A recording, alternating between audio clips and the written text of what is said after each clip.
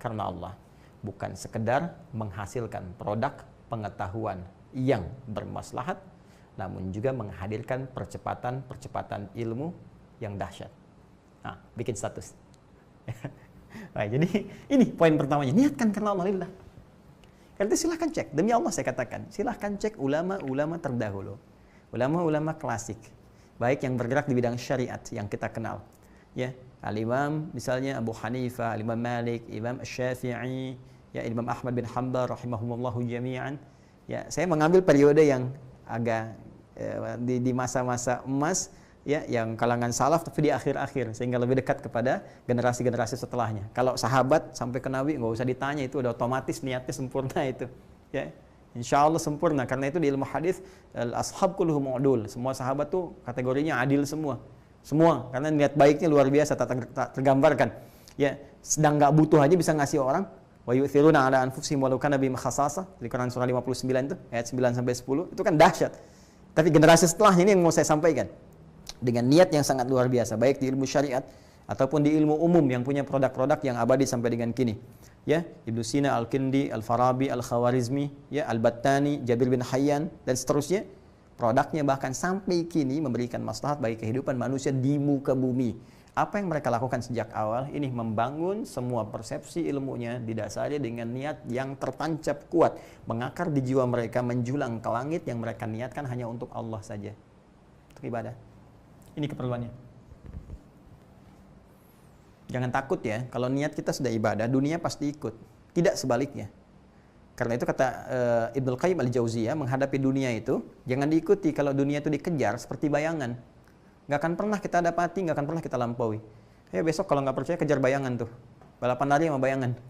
Anda capek sendiri, ya. Maka bagaimana caranya? Berbalik. Tinggalkan, maka bayangan akan mengikuti. Pun demikian, ketika kita niatkan semua apa yang kita kerjakan dari pengetahuan sejak mulai di bangku sekolah, niatkan lillah, niatkan untuk berkhidmat dalam kebaikan. Niat karena Allah itu satu, punya nilai ibadah, yang kedua punya nilai-nilai kebaikan. Nanti Allah akan bimbing ilmu kita menjadi maslahat, jadi manfaat.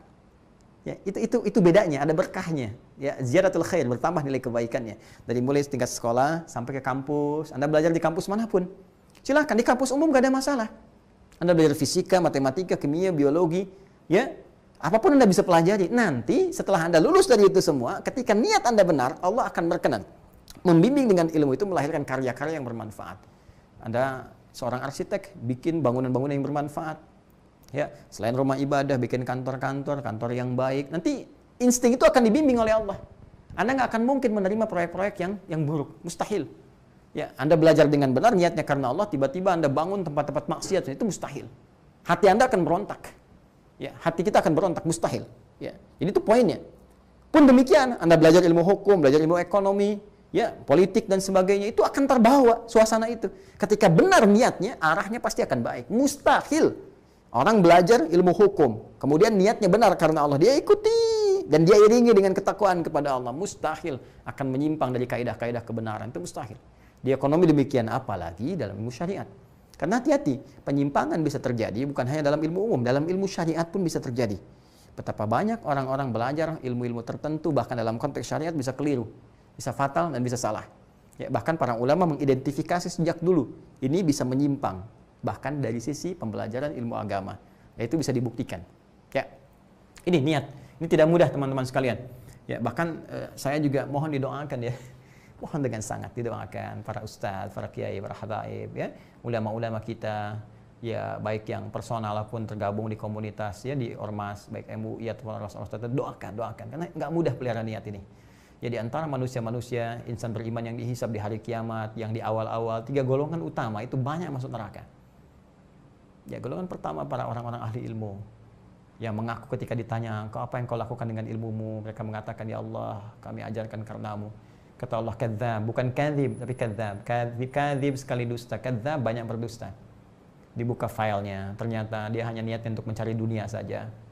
Ngajar untuk cari popularitas. Kalau sekarang di dunia banyak ingin cari subscriber saja, kan?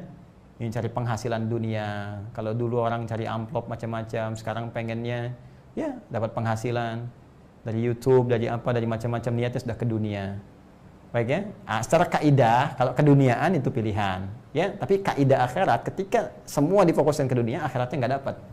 Jadi kalau kita niatkan lillah karena Allah akan bimbing. Dunianya dapat sekaligus dan diarahkan dari dunia itu untuk produk yang bermaslahat lagi. Diarahkan lagi sehingga nilai manfaatnya banyak. Dunianya dapat, nyaman, tapi diarahkan oleh Allah dengan berkualitas. Ya, Anda pun demikian. Ya, jadi jangan diduga mudah. Yang kedua, orang kaya yang dengan kekayaannya itu sering terlihat dermawan, sering bagi. Ditanya, apa yang kamu kerjakan dengan harta yang kau bagikan itu? Mereka berkata, lillah, karenamu ya Allah. Kata Allah, bohong, kadzab kamu. Buka filenya, ternyata niatnya untuk riya. Ya, pengen diketahui orang, pengen catat dan sebagai orang dermawan. Ya, demikian. Yang ketiga, orang-orang yang tampil berani, membela, tampil seakan-akan orang hebat, ahli kebenaran. Ditanya, kenapa engkau kerjakan, untuk apa? Dia katakan, lillah, untukmu ya Allah. Kata Allah, kadzab, bohong. Ya, engkau hanya ingin dikenal sebagai orang pahlawan, sebagai orang hebat, sebagai orang begini, nggak ada kamu kepentingan akhiratnya. Akhirnya, apa yang dikerjakan di dunia itu tidak punya nilai akhirat. Ketika kosong akhirat, nggak mungkin masuk surga. Berat, apalagi timbangan dosanya tak terukur, maka mesti dicuci di tempat yang sangat menakutkan, mengerikan. Ya, yaitu neraka. Dan sering-seringlah baca ayat tentang neraka, supaya kita bisa menghindarinya. Hudzaifah al-Yamani itu sahabat yang sangat luar biasa, selalu berpikir ya terbalik, antitesis dari teman-teman yang lainnya. Jadi kalau orang bertanya surga, beliau tanya paradoks, tanya tentang neraka. Orang tanya tentang nikmat kubur, beliau tanya tentang siksa kubur. Sehingga sahabat-sahabat berkata, ya kamu ini gimana sih? Kok nanya yang seperti itu? Kata Hudzaifah, kalau orang tanya surga itu biasa. Ya, ngamalkannya biasa. Tapi kalau nggak tahu lubangnya, nggak tahu jerat nerakanya, besar kemungkinan bisa terpeleset. Maka aku tanyakan itu untuk menghindari ya. Maka rumus ini bisa kita pakai. Ya, sering baca ayat surga bagus untuk motivasi, tapi sering-sering juga baca ayat tentang neraka. Supaya banyak kita menangis, banyak sentuhan pada jiwa, getaran kemudian kepada hati kita, sehingga mengarahkan kita pada nilai kebenaran lagi.